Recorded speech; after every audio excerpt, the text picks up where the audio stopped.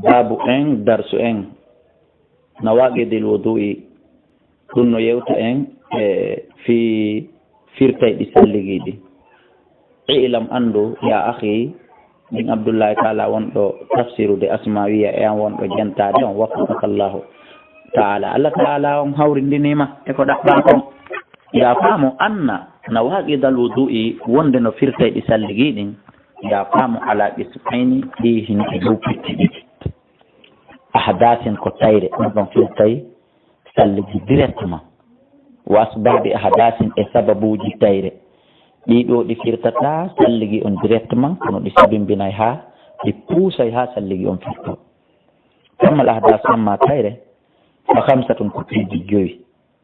salasatun tatiji ɗin fu minal qubuli ko yeeso yaltirta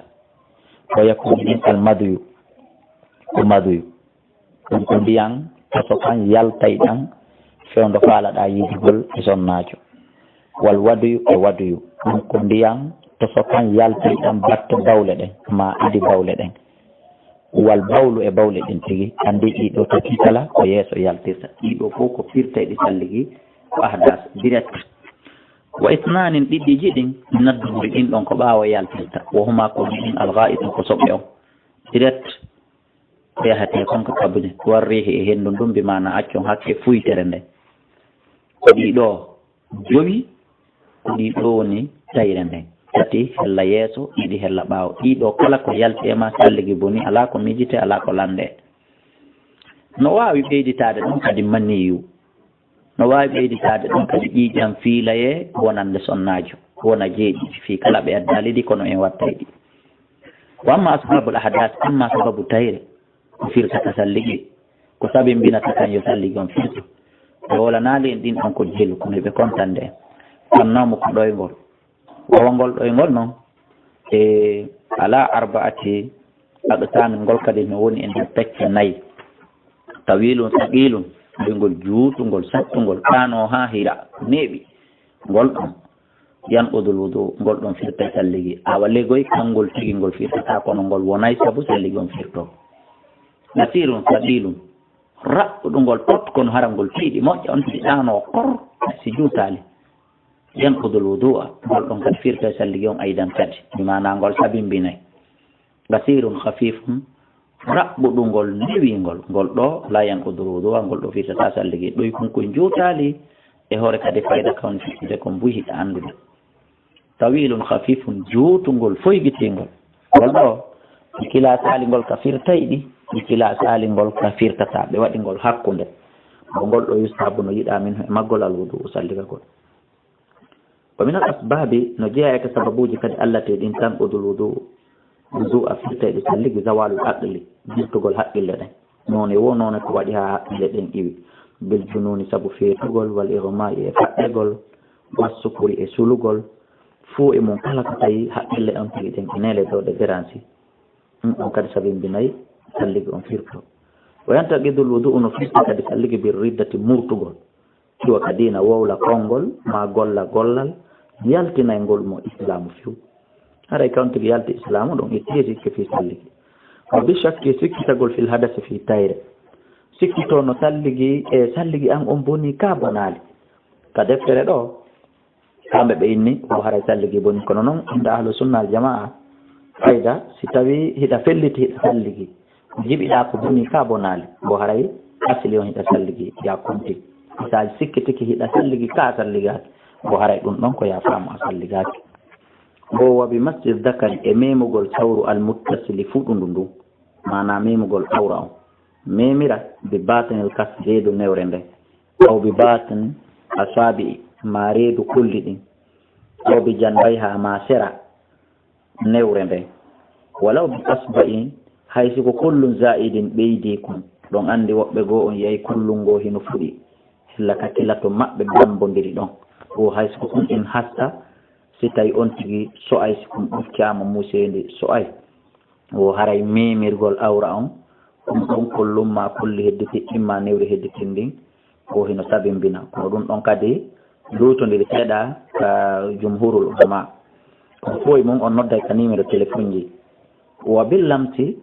e memugol wa huwa ɗum ala arba'ati aqsamin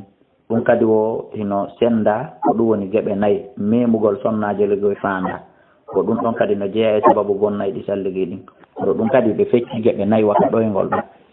ɗin in qasada laddata so falama daka meɗen wa wajada ha o heeɓiɗe faala ina fawi ma luudu o salligi ɗon e lotagol longal fowtode na win wajada ha so heeɓi noon e daka meɗen walam yeɓosidi ha o fandaki ɗe a falaka ko ɓeygu ma tum masalan yani e ma ya ittanmo sahaw